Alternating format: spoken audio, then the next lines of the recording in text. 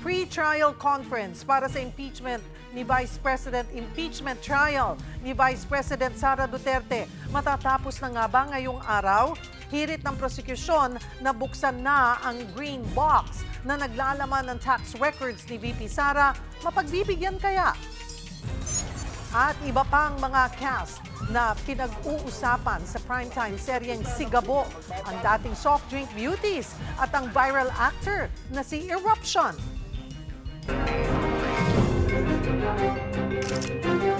Magandang taghali, Luzon, Visayas at Mindanao. Thank you for joining us. Good afternoon sa mga nanonood sa guide. Ang uting utang, kumikita sa mga utang, kumikita. Dagsana ang mga paluwa sa kanilang mga probinsya. Hola! Juan Balita, Pilipinas!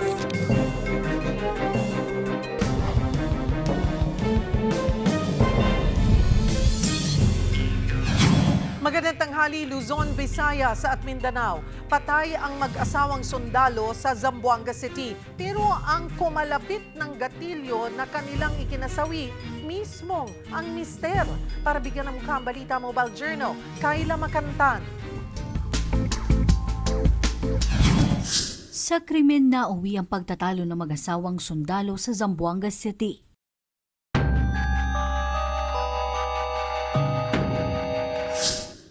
Nabulabog sa sunod-sunod na alingaw-ngaw ng putok ng baril ang Marine Base Arturo Asuncion sa Barangay Kabatangan bandang hapon noong Martes. Doon tumambad ang dugoang mag-asawang kapwa active duty Marine personnel. Dead on the spot ang 37 anyos na si Staff Sergeant Julian Santillan. Naitakbo naman sa ospital ang kanyang mister na si Staff Sergeant Dante Santillan. Pero idineklara siyang dead on arrival sa ospital. Lumalabas na nagkaroon ng mainit na pagtatalo ang mag-asawa bago ang pamamaril na narinig pa raw ng ilan nilang kabaro. Ang sigaw ng wife na wag, then 3 putok, then isa. Binaril niya muna yung wife niya 3 times. 2 sa likod, then isa sa left na jaw. Problemang pinansyal ang sinasabing ugat ng insidente. Yung husband nga ay lulong sa online betting, nagkaroon na ng mga utang at yun ang laging napag-aawayan nila ng wife niya. Nag-volunteer naman yung wife na mag-loan para bayaran pero kulang yung na-produce na pera at doon na naman sila nag-away. Ayon sa Zamboanga City Police Office, maituturing ng case closed ang insidente. Mga kapatid, Mobile Journal Kayla Makantan, hatid ang mukha ng balita. Nagsagawa ng prayer protest ang ilang grupo laban sa pagputol ng mga puno sa Quirino Avenue sa Maynila. Baka raw may iba pang paraan para maitayo ang pinaplanong expressway nang hindi ginagalaw ang mga puno. Magbabalita, Simon Gualvez. Binasbasan, dinasalan at tinalian ng berdeng laso ang mga natitirang puno sa kahabaan ng Quirino Avenue sa Maynila. Binendisyonan pati ang markang naiwan ng mga naputol ng puno. Bahagi ito ng prayer protest sa pamumuno ng Malate Catholic Church laban sa pagpuputol ng puno sa lugar. Nagmarcha pa nga sila mula Taft Avenue hanggang Ross Boulevard habang nagsasagawa ng Stations of the Cross. May itim na laso rin sila sa braso bilang pagluluksa. Naniniwala po kami na kapag hindi po kami kumilos ngayon, marami pa pong puno ang maputol. Hindi lang siya cutting, it's really massacre. Buhay ang ating kinikitil. Buhay na nagbibigay buhay sa atin. Higit 600 puno ang unang inaprubahan ng Department of Environment and Natural Resources o DNR na aalisin sa lugar para sa konstruksyon ng Southern Access Link Expressway o SALEX project. Itong nilalakaran ko ay bahagi ng Center Island dito sa may Quirino Avenue. Maraming mga nakatanim na puno dito noon. Pero ngayon, wala nang ang puno, tinanggal na at mabilis ding napatag itong lugar, lalo target matapos ang SALEX project sa taong 2028. Noong katapusan ng Mayo, pansamantalang pinahinto ng DNR ang lahat ng tree cutting at earth balling activities dito. Gusto natin malaman at ma-verify kung meron pa talagang number 1 kung nasunod pa ang mga safeguards na nasa permit ng contractor at pangalawa kung meron pang mga violation sa methodologies na ginawa at kung meron mang violations ano ito at paano pa iiwasan kung sakali mga ipagpatuloy yung pag-incident ng kanilang person. Wala pang desisyon, pero aminadong DNR, babalansehin din ang layunin ng Salix Project na makatutulong sa matinding trapiko sa lugar. Hiling naman ng mga nagpoprotesta, baka may ibang paraan naman na hindi na kailangang putulin pa ang mga puno. Pag dumadaan po ako dyan, napakainit na po sobra. Na po, paano naman po yung mga matatanda na naglalakad pa po from community, mas pupunta dito sa Quirino Station? Na po, paano naman po yung mga bata na kapag umuulan, mapasok sa eskwelahan? Mangangalap ng pirma ang grupo para suportahan ang kanilang panawagan sa DNR. Kapatid, ako si Mon Gualvez para sa 1PH. Hustisya ang sigaw ng kaanak ng mga biktima sa pamamaril sa paaralan sa Tacloban. Tiniyak naman ng DSWD na nasa kustodiya na nila ang dalawang estudyante na itinuturing na ngayong Children in Conflict with the Law o CICL. Magbabalita si News 5 stringer April Cuesta.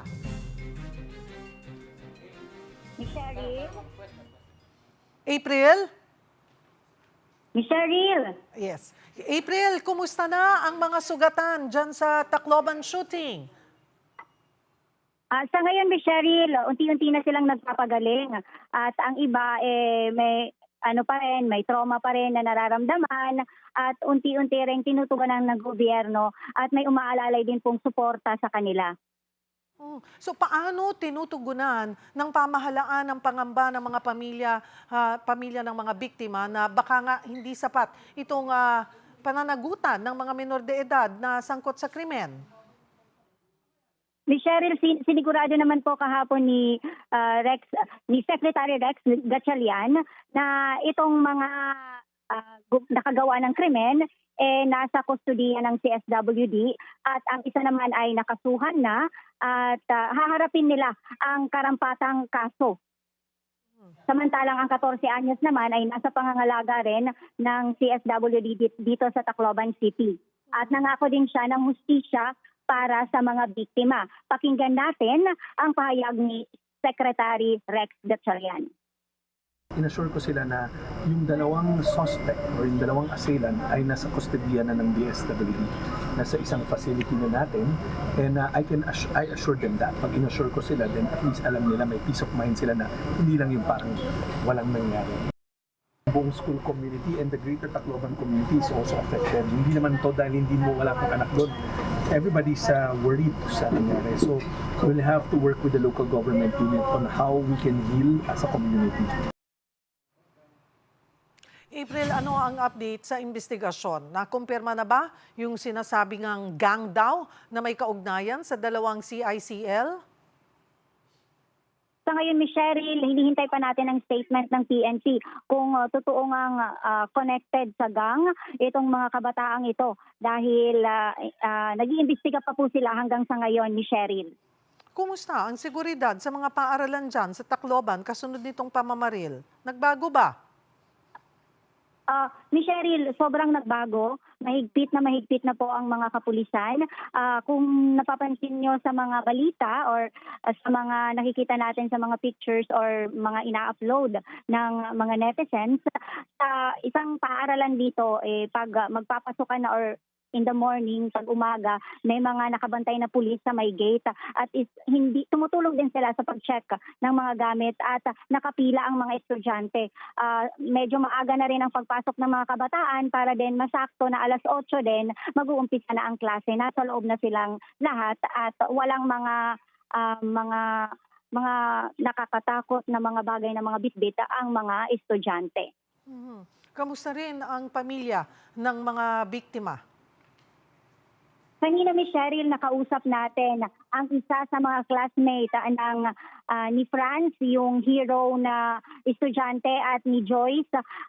Tatlo kasi sila, natamaan si Miss Mary sa sa paa niya ng bala ng baril. Medyo iniinda niya ngayon ang kanyang paa. Na semento na ito, Miss Cheryl, at hindi niya ito maigalaw sa ngayon. Paggabi, umiiyak daw ito at minsan bigla na lang siyang nagugulat at tinatawag yung mama niya. So medyo nalulungkot din ang mama niya sa trauma na pinagdadaanan ng anak niya. Nagiging matatag na lang po silang pamilya para sa anak niya. At yung kapatid din niya na si Joy or grade 12 na ate niya, naka-experience din ng trauma din, Miss Cheryl. Kaya ngayon, medyo nahihirapan yung nanay nila kung ano yung gagawin, pero kinakaya na lang nila, Miss Cheryl. Mhm. Doon sa mga injured, hindi ba't mayroong nasa ICU? Kamusta? At sa ngayon po, critical pa rin or nasa ICU pa rin po ang kanyang, ang lagay niya po at hindi pa rin po siya makausap ng pamilya. Dalawa po kasi itong nasa ICU. Yung isa po is yung may tama sa ulo, tapos yung isa naman is may tama sa lower part ng body, ni Cheryl. Mhm. Nagkaroon na rin ba o may mga statement na bang ibinahagi ang PNP ukol sa mga pamilya nitong dalawang CICL? Sila ba ay nakausap na ng kapulisan? Sa ngayon, Miss Cheryl, wala pa kaming natatanggap o wala pa kaming nakikitang statement ng mga kapulisan ukol sa sinabi ng pamilya. Trinay po naming puntahan at kausapin yung pamilya. Hindi rin po sila nagpapaunlak po ng panayam po, Miss Cheryl. Mhm. Kamusta daw yung dalawang CICL? Nandun pa rin po sa kustodiya po ng CSWD ang dalawang estudyante. Kasi nung unang, mga first few days, 'di ba, April, you were saying na parang in shock itong dalawang CICL. Kahapon, nakausap natin ang PNP at sinasabi nila, base doon sa observation nila sa behavior, ay parang normal, parang hindi apektado. Pagdating doon sa demeanor daw na ipinapakita nitong dalawang CICL, parang walang pagsisisi or remorse. Sa ngayon po kasi ni Cheryl, medyo iba-iba din ang pinapakita ng mga kabataan. Meron ding na medyo nagsisisi rin sila, merong nagsasabi din na mga kakilala nila na nagsisisi sila. Meron namang parang okay lang, oo, yung nagawa nila. Pero hindi pa masyadong maano talaga na yun talaga yung nararamdaman. Paiba-iba po yung nararamdaman ng kabataan, oo, base sa mga nakausap natin ng mga kaibigan nila, Miss Cheryl. So ngayon, ang malinaw, itong dalawang CICL ay mananatili sa kustodiya ng DSWD. Yes, Miss Cheryl, andun po sila ngayon at sinigurado po ng PNP at sinigurado din ni Secretary Rex Gatchalian na nasa CSWD ang mga kabataan. Maraming salamat for the update, News 5 Stringer, April Cuesta. Seguridad sa eskwelahan at mental well-being ng mga bata. Ito ang ilan sa mga ipinupunto ng publiko na mas dapat pagtuunan ng Department of Education matapos ang school shooting incident sa Tacloban.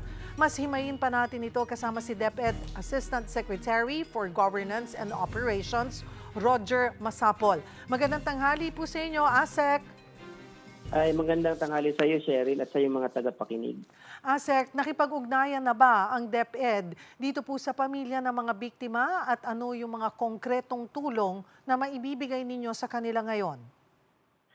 Yes po, nung Martes po, agaran pong bumaba si Secretary doon mismo sa Tacloban at paggaling po sa airport, kaagad niyang pinuntahan yung mga nasa ospital at yung mga nakaburol na po at kinausap yung mga magulang at kinausap din yung mga bata na nandun pa sa ospital at nakabutin po ang DepEd through Secretary ng konting paunang financial assistance. Maliban din dyan po, kausap din po, nakipag-ugnayan po ang DepEd sa DSWD, sa DOH para po maging 100% po na libre yung hospitalization ng mga biktima na nasa ospital pa. At syempre nagpaabot din ng tulong sa buro at pagpapalibing yung LGU. At yung DepEd po, kaugnay po ng mga pangyaring ito ay nire-revisa po namin ang aming existing policy para hindi na po hopefully maulit tong mga nangyari recently dito sa ating pagsisimula pa lang ng ating klase. Pero nagkaroon din ba ng pagkakataon si Secretary Angara na makaharap yung guardian or parents nitong dalawang CICL po? Unfortunately, Cheryl, wala pong pagkakataon kasi under custody pa siya noon nung pumunta kami doon sa Tacloban nung Martes. Under custody pa siya ng PNP at nag-undergo ng questioning pa yung dalawang bata at hindi pa siya pwedeng makapakausap sa ibang tao. So I meant baka po ngayong nasa MSWD na baka mayroon ng pagkakataong makausap ng taga-DepEd. I meant yung pong mga guardian or parents po nitong dalawang CICL. Hindi rin po sila accessible. Unang-una, ayaw po nilang magsalita. So, ibig sabihin, hindi rin po namin talaga expected po yan na hindi po magsasalita yung mga magulang at siyempre, kailangan din na ng more time to process yung nangyari sa kanilang anak. Ngayon po, nagkaroon na ba ng assessment sa mga guro at estudyanteng naroon nung mangyari itong pamamaril at anong intervention ho ang ibibigay sa kanila? Yes po, magandang tanong po yan. Kasi nung pumunta si Sec Sani, agarang siniguro niya na magkakaroon ng psychosocial intervention na nangyari na nga po kahapon. So nung pumunta po kami, kasama po namin ni Sec Angara yung mga counselors natin, galing dito sa central office at mayroon din po mga volunteers like yung UP Tacloban na mga psychology students at mga licensed guidance counselor doon sa lugar. Kasama po ang DOH at DSWD po, nag-conduct po sila ng psychosocial first aid po sa mga teacher at doon po sa mga estudyanteng available doon sa school kasi nga po nag-declare po ng wala munang pasok doon sa school na school na pinangyarihan kasi nga po mayroon pong mga balibalita na hindi lang po yun ang site noong violence kaya para ma-preempt po yun at hindi na po maganap yung sa iba. Yung 3 school na malapit doon sa lugar ay sinuspended until Friday. So ngayon po walang pasok doon hanggang Friday. Anong mga pagbabago o paghihigpit naman sa polisiya ang ipatutupad po ngayon ng DepEd para masigurong wala nang anumang armas na makakapasok sa mga eskwelahan? Magandang tanong po yan kasi kahapon po nagpatawag po ng urgent executive committee meeting si Secretary. So pinag-usapan po namin yan at yun nga po, tingin namin kailangan, mayroon na po tayong mga existing policy on safety, learner safety, school security, mayroon na tayong learning environment policy. Pero tingin namin kailangan paigtingin ang pag-implement nito. Pangalawa, magsasagawa po ang DepEd ng massive school audit, especially on auditing the security and then perimeter fences ng mga schools para ma-assess namin ano yung pangangailangan ng school at magkano ang pwedeng mapondohan ng DepEd sa unang-una sa pag-hire ng mga security guards at pangalawa sa ilan ba yung standard ng security sa bawat size ng school kasi meron tayong mga small schools, medium school, large school and very large school. So medyo po may mga school na po na bumili na ng mga walk-through metal scanner at nakita ko kanina kasi dumaan ako sa isang school na gumagana po yung mga metal scanner na walk-through. Pero nag-start na rin po yung ibang school na i-try nila time on motion kung uubra ba na isa-isang i-inspect yung bags ng mga bata. So medyo kumain po talaga ng oras kasi first time nilang gawin, umaabot ng average of 15 to 20 seconds po per student para ma-complete yung pag-inspect ng bag.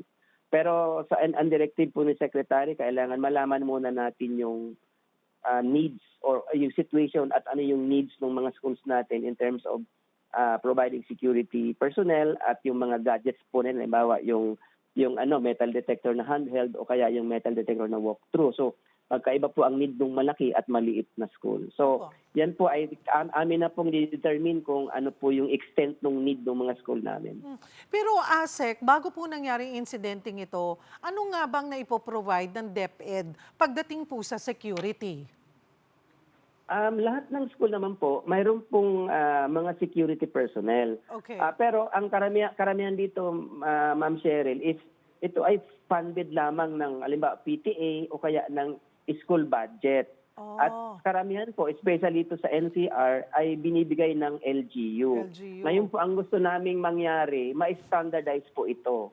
based sa size ng school. Opo. Kumbaga lahat ng public schools natin magkakaroon, paglalaanan ng budget ng DepEd para sa security yan. alone. Tama po yan. And coordination with LGU po using the Special Education Fund. Tapos bibigyan na rin po ng mga, kasi hindi naman pwedeng stick lang ang pang-check nila. Mas lalong magtatagal po yan. So kailangan talaga yung mga metal detector, ano po? Opo. So gaano bilis na mapopondohan po ito o maipapatupad yung tighter security sa lahat po ng eskwelahan nationwide? May order na po ang aming kalihim na higpitan po ang security arrangement po sa mga schools natin. Lalo na po doon sa Tacloban po, talaga pong simula pa lang nung Miyerkules, after the incident, na medyo tinight na po yung security ng mga schools. And hindi lang po yun doon, nationwide po ito kasi alam naman natin may mga nangyayari din po sa ibang lugar. So, kailangan na po talaga nating ma-address yung ganitong klaseng need ng ating school na mabigyan ng agarang gadgets at personnel yung mga schools natin para masiguro yung kaligtasan ng buong school community at ng mga kabataan natin na habang nasa loob ng paaralan. Tinuturong ugat po ng krimen ang bullying. Paano ito tutugunan ng DepEd ngayong lalot uneven o hindi po pantay ang implementasyon ng Child Protection Committees? Well, yan po ang tinitingnan namin kung nasaan yung lapses doon sa implementation ng child protection, nasaan yung weaknesses at yun po yung aming paiigtingin yung pag-implement nito at siguro naman siya rin naniwala ka rin na this is a whole of society approach na po lahat po involved, especially po nakita namin Cheryl na mahalaga ang functional family kasi nagsisimula po talaga dito sa bahay at sa pamilya. So, madalas yung mga perpetrator natin, yung mga offender, madalas po karamihan ay dysfunctional yung family. So, gusto nating i-reignite yung role ng family sa edukasyon ng mga bata through our PTA, Parent Teacher Association, at yung bago naming nilaunch na Kaagapay program. Ang Kaagapay program, dito po dinidefine ng DepEd, ano po yung role ng magulang sa school para lang masiguro yung maayos na pag-aaral ng kanilang mga anak. Kailan po nilaunch itong Kaagapay program, ASEC? Ano po ito? February pa po ito nilaunch, Madam Cheryl. At so far, ay na-implement na po ito sa lahat po ng eskwelahan? Mas active, mas active participation, involvement ng parents po ito sa schools. Yes po. Yan po yung purpose niya na mabigyan ng role po yung parents through the PTA or other organizations na involving parents po. So, nagkaroon na po tayo ng massive orientation ng policy, pero tingin ko kailangan po talaga magkaroon ng mga training sa mga magulang kung paano sila positibong makakapag-ambag sa kaayusan ng ating mga paaralan. Kulang na kulang rin po ang mga guidance counselors sa bansa.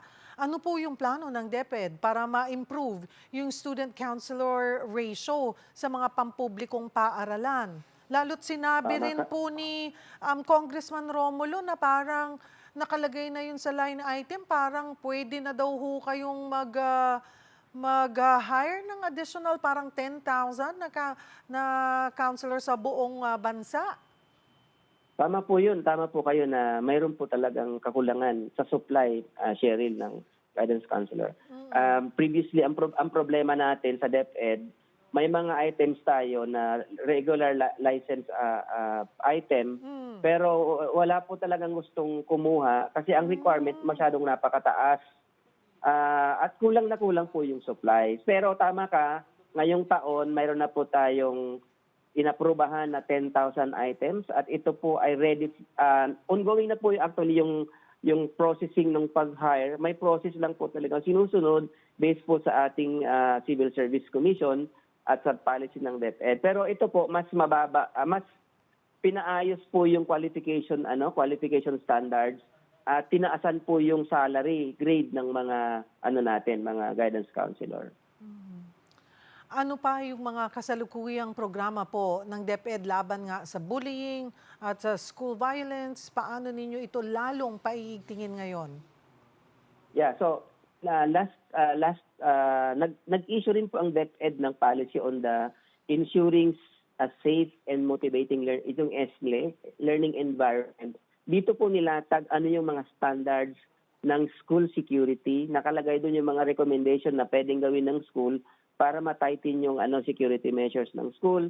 At nakalagay din dito yung mga standards sa mga classroom, sa mga palikuran at iba pa. Ito po lahat ay yung yung school infrastructure po at learning environment.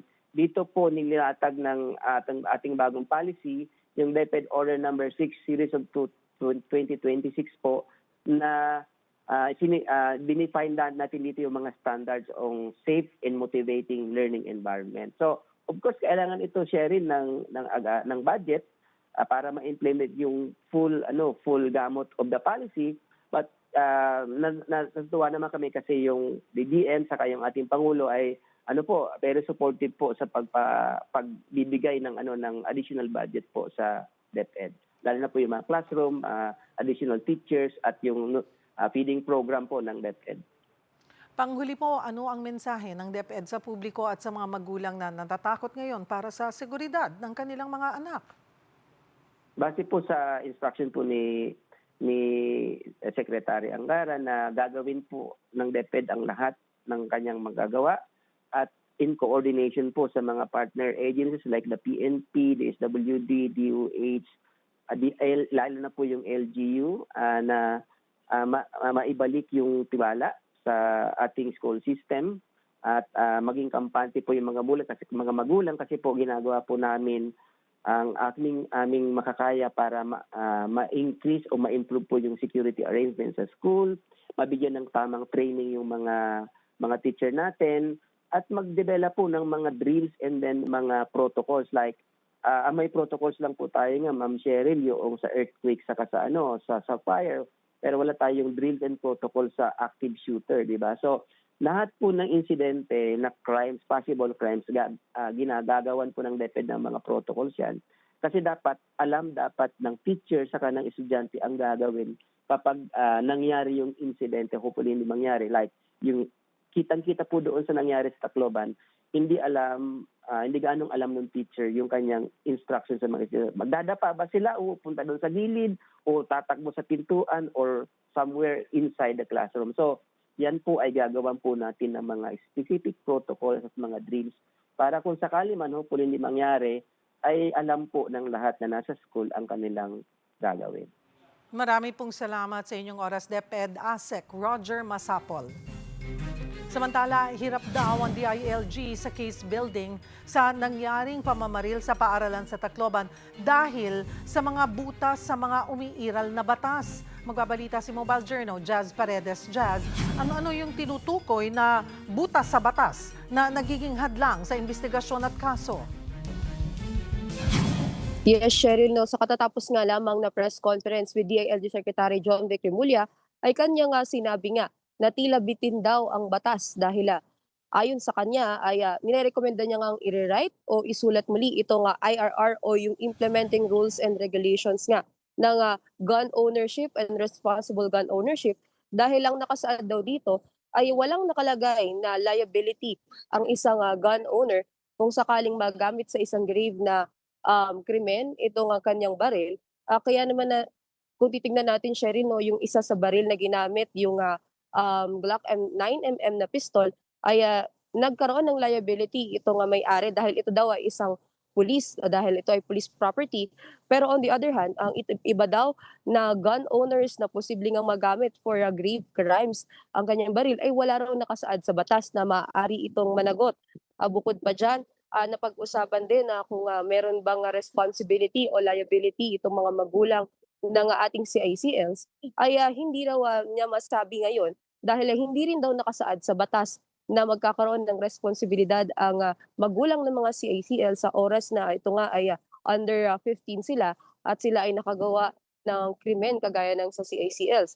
Sa ngayon ay kanya nga nirekomenda na sa Kongreso ay magtulungan at makikipagtulungan daw ang DILG at si Secretary DILG Secretary John Vic Remulla upang i-rewrite itong mga batas na ito. Dahil sa ngayon, dahil nga bitin ang batas ay hindi nila masabi nga makakasuhan itong may-ari ng baril, ang magulang ng mga CICLs at iba pang mga posibleng dapat na makasuhan. At gaya nga rin ang sinabi niya kanina, itong 14-year-old daw na CACL ay ito raw ang may pinakamaraming naiputok na bala mula sa kanyang baril. Ngunit hindi nga ito makakasuhan dahil nga dito sa Juvenile Justice Law na 15 pababa ay exempted sa batas na ito. Sheryl. Ano yung mga hakbang na ginagawa ng DILG at iba pang ahensya para mapalakas ang kaso laban sa mga CICL at mga magulang nila? Sheryl, ayon nga rin na kay Remulla kanina, ang infirmity daw ng batas, walang liability ang mga magulang, ngunit ginagawa raw nila ang lahat. Sa ngayon ay inirecommend na raw nila yan sa prosecution at ayon rin kay PNP Chief Melencio Nartates ay naipasa na nila ang records of investigation at nasa piskalya na raw ito at sila ang mag-uusig kung ano ang magiging resolution. Ngunit sa ngayon ay kagaya nga ng ating nasabi kanina ay makikipagtulungan daw si DILG Secretary John Vic Remulla upang maisaayos nga itong current IRR upang magkaroon ng mas maayos at mas matibay na gun ownership at liability nito nga may-ari ng baril at posible na rin nga ito nga sa liability ng mga magulang. Ngunit sa ngayon, Sheryl, hindi pa natin masabi kung meron bang kaso dito sa mga magulang ng CACLs. Ngunit inirekomenda na raw yan sa prosecution. Sheryl. May impormasyon din ba ang DILG sa posibleng gang na konektado daw dito sa dalawang CICL? Sheryl, sa ngayon ay wala pa tayong natatanggap na impormasyon kaugnay dito sa gang na posibleng konektado nga dito sa dalawang CACL. Ngunit kung babalikan natin ay isa yan sa sinasabing posibleng nag-udyok nga daw sa dalawang CACL upang gawin itong mass shooting sa Tacloban. Ngunit sa ngayon ay wala pa tayong natatanggap na impormasyon dyan at babantayan natin ang mga susunod na impormasyon na lalabas kaugnay niyan. Sheryl. Jazz, kumustahin ko rin yung fact-finding investigation sa pagkamatay ng dalawang Ateneo student athletes. Yes, Sheryl, nagpapatuloy nga ang fact-finding investigation ng CADG ngayong araw. At ayon nga sa impormasyon ni DILG Secretary John Vic Remulla ay huling 2 araw na kahapon at we are assuming na huling araw na ngayon dahil ipapasa nila sa DOJ bukas yung kanilang records of investigation at yung kanilang ipa-file at recommendation na ipa-file na kaso. Sa ngayon, may mga nakita tayong ilang personalidad na pumasok sa tanggapan ng CADG kanina at ang nakukumpirma pa lamang natin ngayon ay isang former Ateneo player nga ang dumating. Kinila natin siya bilang si Dave Idolfonso, former Ateneo player. At sa ngayon, Sheryl, ang ating alalaman, ayon nga kay Remulla kahapon, ilang mga former Ateneo players na lamang at from the management ng Ateneo na lamang ang kanilang inaantay para matapos yung kanilang report. Ngunit sa ngayon, Sheryl, dagdag ko na rin lamang, ay nanawagan din ang kapulisan na mas pagpaigtingin daw ang mga safety standards ng eskwelahan ngayon ngayong malapit na yung pagtapos nitong investigasyon ng Ateneo. Ayon sa Philippine National Police, sila ay nananawagan sa mga mas mahigpit na hakbang sa mga estudyanteng lumalahok. Hindi lamang sa mga team building, pati na rin sa mga school camp, training program, at iba pang extracurricular activities dahil ito nga kaugnay nga ng nangyaring insidente ng pagkalunod nila Rene Baterbonia at Divine Adili nawa daw ay maging, sana nga daw ay ito ay maging marinig yung kanilang panawagan na maging mapaigting na mga paaralan yung kanilang mga isinasagawang aktibidad upang hindi na magaya o mangyari ang mga kagayang insidente. Sheryl. Maraming salamat pong Baljerno Jazz Paredes. Susunod, hiling ng prosekusyon na buksan ang green box na naglalaman ng tax records ni Vice President Sara Duterte sa pre-trial conference. Pagbibigyan kaya? Mary Grace Piatos, magiging witness daw ng House prosecutors sa impeachment trial. Yan at iba pa sa pagbabalik ng One Balita, Pilipinas.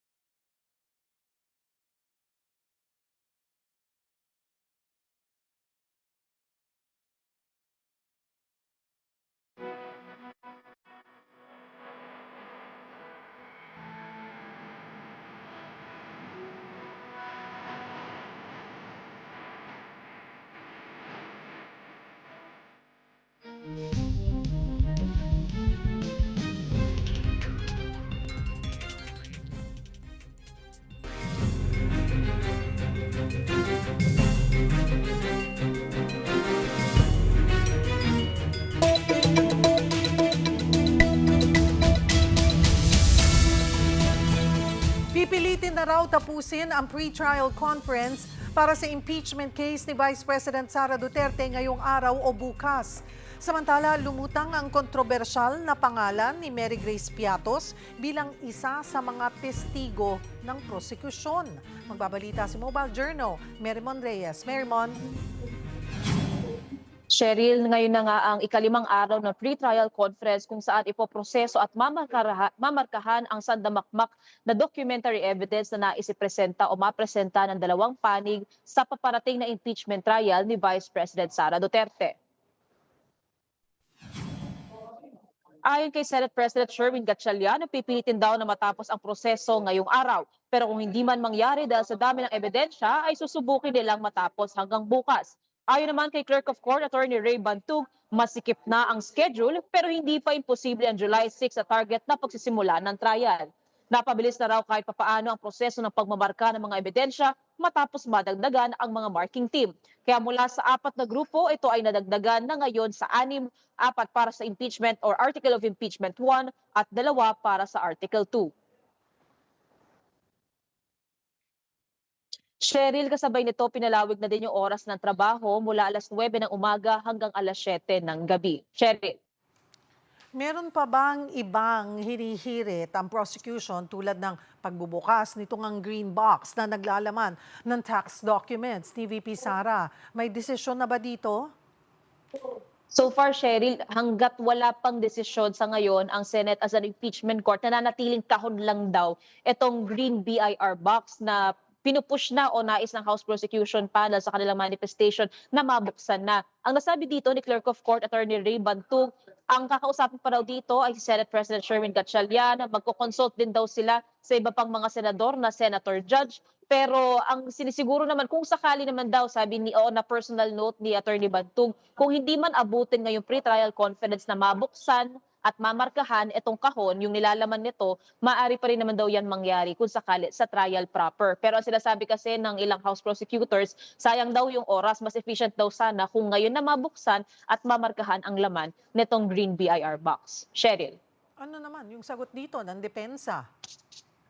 So far, Cheryl, wala pang direktang tugon ang defense panel ni Vice President Sara Duterte. Pero ang huling nasabi na ni Attorney Michael Powa, inaaral daw nila yung manifestation ng House Prosecution Panel at nagsusulat na rin daw sila ng kanilang formal na tugon. Sa pagtatanong natin kung may plano ba silang harangin itong manifestation, walang direktang pagsagot itong si Attorney Powa. Basta sinisiguro nila, optimistic sila na matapos daw o matatapos yung pre-trial conference. And may due process din naman daw silang susundin sa pagtugon dito sa manifestation ng prosecution. Cheryl. Lumutang din ang isa sa magiging testigo ng prosekusyon daw na si Mary Grace Piatos na isa sa umano'y beneficiaries ng confidential funds ni VP Sara. Ibig sabihin ba nito na hanap na nila si Mary Grace Piatos? Cheryl, sinusubukan nating magtanong sa ilang mga kongresista na part ng House Prosecution Panel pero again, wala silang direktang sagot. Ayaw daw kasi nilang ma-preempt itong pre-trial proceeding. Pero kasi, so far, reportedly, parte kasi ng pre-trial brief ng House Prosecution, nakalista sa mga witness o sa witnesses ang pangalan na Mary Grace Piatos. And ang sinusubok nating makuhang info, kung ibig sabihin ba nito, may ipepresenta na silang Mary Grace Piatos ang pangalan o pag tinawag at walang humarap, yun ang punto nila pagdating ng impeachment trial proper. Pero ang sabi ni Congressman Terry Redon na nandito ngayon para sa pre-trial conference, mas maganda raw magsasalita raw sila more likely pagkatapos ng pre-trial patungkol nga sa pangalan ng kanilang mga testigo. Kasi ayaw nilang pangunahan lalong-lalo tungkol doon sa tinatawag na surprise or reserve witnesses o evidence na sa ngayon kailangan may disclosure 3 araw bago ang presentasyon nila sa impeachment court. Cheryl. Kasunod naman itong school shooting incident sa Tacloban, lumutang yung mga panawagang magkaroon ng batas na magbabawal sa paggamit ng social media ng kabataan. Meron bang pahayag dyan ng mga mambabatas? Cheryl, hati kasi ngayon yung ilang mga senador patungkol dito. For example, kay Senator Robin Padilla, yung mula sa exemption ng 15 years old pababa base sa current na panukala na meron ang bansa, gusto niya pababain sa 10 years old. Kumbaga meron ng criminal responsibility ang mga menor de edad. Pero sa ilang mga senador naman, for example, kanila Senator o kay Senate President Sherwin Gatchalian, hindi siya okay doon sa proposal pero ang isinusulong niya naman ay yung reforms tungkol, for example, yung propose niya na Social Media Safety for Children Act, kung saan banned ang social media access para sa mga batang age 16 years old and below. Kay Senator Kiko Pangilinan naman, siya kasi ang principal author ng Juvenile Justice Act. Ito yung may exemption nga. Ang sinasabi niya, hindi rin siya okay doon sa pagbababa ng age ng criminal responsibility. Mas maigting pa rin na mas maganda. Itong mga menor de edad na pasok pa doon sa exemption ay sumailalim sa rehabilitation or intervention programs ng social welfare development. So far, si Senator Ping naman, ang sinusuportahan niya naman yung pagre-review ng juvenile justice law at ito pa nag-cite din si Senator Ping ng international cases na nahahamon talaga yung edad ng kabataan na lalong-lalo na yung exemption nito from criminal liabilities. Cheryl. Ano naman yung kanilang masasabi dito sa mga mungkahing babaan pa ang age of criminal liability? Cheryl, ang sinasabi dyan ni Senator Robin, mas maganda raw sana kung sakali magka-special session para masalang itong amendments. Last year kasi nag-file siya nung legislation para ma-amend yung Juvenile Justice Act ngayon. Pero so far kasi wala pang sesyon dahil adjourned sine die, kaya hindi pa natin alam kung paano ito rorolyo.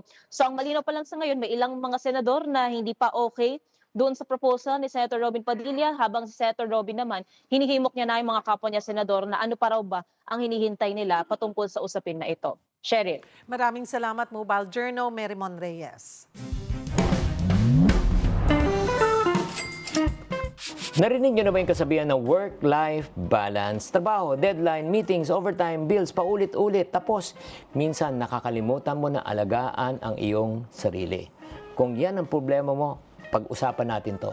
Hi there, this is Shinky Tan, your pambansang wealth coach. Nako, maganda naman tayo ay nagiging hardworking. Pero tatandaan mo, ang katawan po natin ay may hangganan. Hindi tayo robot. Kaya ang tanong, paano tayo magkakaroon ng work-life balance na hindi masisira ang ating katawan dahil lang sa pinagkakakitaan? Number 1, mag-prioritize po ng rest o pahinga. Alam mo, hindi ka tamad pag nagpapahinga ka. Alam mo, napakaganda ng itinuro sa atin ng Spanish, di ba? Nung panahon na meron tayong tinatawag na siesta. Tayo po pagkatapos ng alas 12, nagsasara ang mga tindahan. Minsan, nagbubukas ng alauna hanggang alas 2. Nung ako ay pumunta ng Espanya, hanggang alas 3 pa nga sila kung sila ay nagsiesta. Kasi rest is productivity. Kapag pagod ang isip at katawan mo, bumababa ang quality ng desisyon mo. Di ba? Nagiging irritable ka. Di ba? Kung kulang ka pa sa tulog. Pero kung ikaw ay nakapagpahinga, ika nga, may gana ka magtrabaho. Pangalawa, learn to disconnect.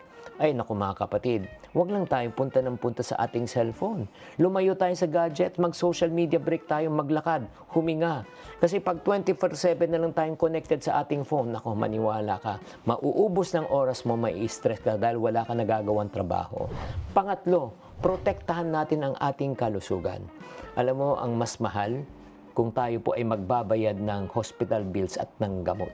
Kaya kumain ng mag-ayos, mag-ehersisyo, uminom ng tubig, magpa-check up, matulog ng 8 oras, di ba? Health is wealth. At number 4, napakahalaga po, remember why you are working. Bakit ba talaga tayo kumakayod? Kumakayod tayo para sa ating pamilya. At wag nating kalimutan na magbigay tayo ng oras sa ating pamilya. Aanhin mo ang iyong yaman at the same time pinaghirapan kung hindi mo naman ma-enjoy kasama ang iyong mga mahal sa buhay. Success without peace, success without family is a failure. Kaya hindi masama na magsipag, hindi masama na mag-achieve ng ating goal, pero wag nating kakalimutan kung anong dahilan kung bakit ka nagtatrabaho at the first place. Tatandaan, ang tunay na matagumpay ay hindi lang financially healthy pero emotional, physically, and relational healthy.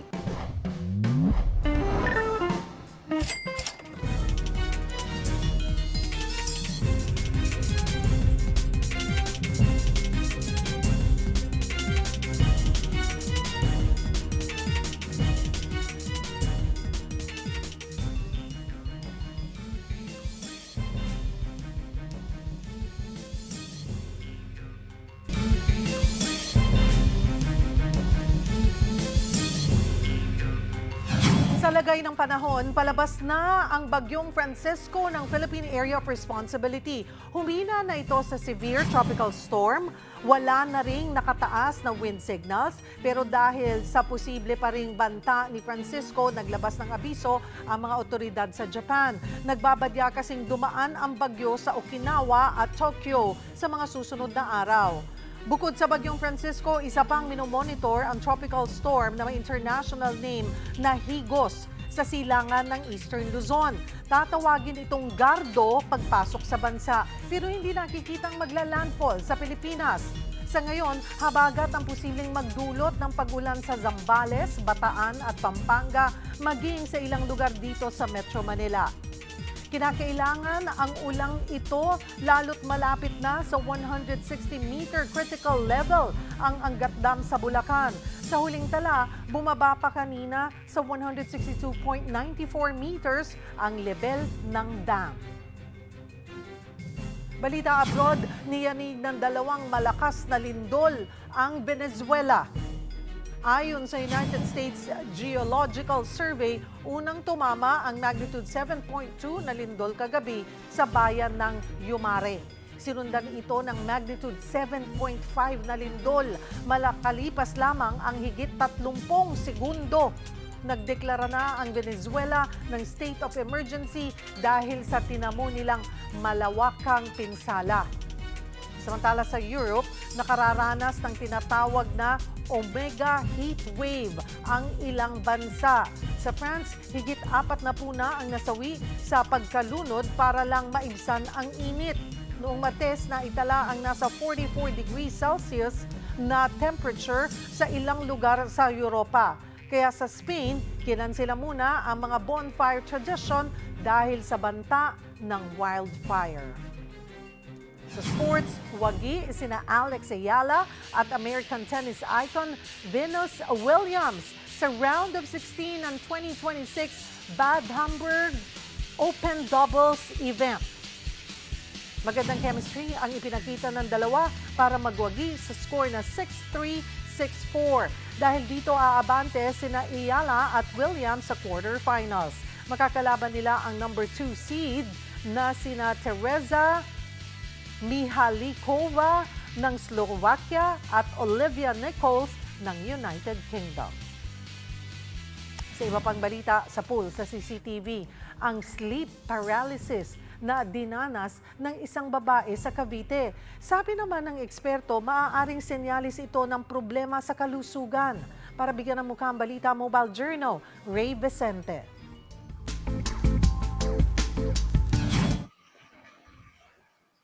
Nakaranas ka na ba ng ganito? Yung akala mo gising ka pero nasa sleep paralysis pala. Kuha ito ng CCTV sa sala ng bahay ng kaibigan ng 30 anyos na si Will Jean. Sa pagod, nakatulog daw siya sa sala. Sa kanyang panaginip, bumigat ang kanyang pakiramdam at hindi siya makakilos. May nakikita raw siyang mga tao at humingi siya ng saklolo. Sa puntong ito, pilit na niyang pinagalaw ang sarili hanggang sa bumalikwas na lamang siya. Ganyan ang halos araw-araw na kalbaryo ni Will Jean sa loob ng 15 years. Kung nakikita mo sa paligid, iba-iba. Minsan kakilala mong tao, minsan po yung mga kamag-anak ko na yumao na, kakita ko ng tiyanak or kakaibang nilalang. Sa isip ko, sumisigaw ako or kumikilos ako, pero sa totoo pala, hindi ako gumagalaw at hindi rin bumubuka yung bibig ko. Madalas siyang matulog na alas 12. Pagpatak ng alas 3 ng madaling araw o basta kung kailan siya magising, bigla siyang nagkaka-sleep paralysis. Sa loob ng 15 taon, 3 linggo na raw ang pinakamatagal na maayos ang tulog ni Will Jean. At 3 hanggang 4 na beses siyang nakakaranas nito linggo-linggo kahit saan siya matulog. Mapaidlip man ako or matulog ako sa gabi, once po na mag-sleep paralysis ako, Nag-i-sleep paralysis ako kahit nasaan po ako. Kahit po sa Dubai, na-experience ko siya. Hindi lang sa bahay namin, hindi lang dito sa Pilipinas. At ang pinaka nakakatakot niyang karanasan, Way back 2018, ito yung pinaka hindi ko nakakalimutan kasi that time, nakita ko po yung sarili ko na humiwalay sa katawan ko. Memorize ko naman yung dasal. Pero once na nag-sleep paralysis ako and tinry ko siyang dasalin, hindi ko mabigkas. Pinakamadali is in Jesus' name. And unti-unti kong ginagalaw yung mga daliri ko sa kamay, sa paa. pero hindi pa raw yan astral projection ayon sa sleep specialist na si Dr. June Dizon. Sa astral projection, kontrolado pa ng tao ang kanyang kamalayan na maglakbay sa labas ng katawan. Sa sleep paralysis kasi, hallucinations talaga na malamang dahil sa sleep disorder. Pero 15 taon? Pwedeng tumagal kasi yon ng 15 years kung irregular talaga yung sleeping habits. Yun yung mga triggers niya, yung irregular, yung oras ng tulog, saka yung gising, o kaya palaging nagpupuyat. Nagkakaroon ng temporary disconnection yung brain natin and yung body. Hindi naman daw ito mapanganib. Pero payo pa rin ni Doc, Make certain yung sleep hygiene or sleeping habits na maging maganda. Iwasan yung mga digital devices 1 hour before the intended sleeping time. They just should relax. mga kapatid, mobile journalist Ray Vicente po, hatid ang mukha ng balita. Hola mga kapatid, umani na papuri online ang serye ni Coco Martin na si Gabo matapos mag-trending at umabot sa halos kalahating milyong concurrent views ang ikalawang episode nito. Hinangaan ng mga manonood ang malapelikulang cinematography, world building ng Gininto ang Lupa at maging ang bagong look ni Coco bilang si Gabo. Kasabay nito naging usap-usapan din ang pagbabalik ng mga dating soft drink beauties na sina Sarcy Emanuel, Deborah Sun, Mirna Castillo at Mirna Manibog. Nagbabalik television din si Eruption na gumaganap bilang si Bullet. Ibinahagi nga niya tinatawag na Coco Magic sa set. Yung magic na yan just comes up, just like the script.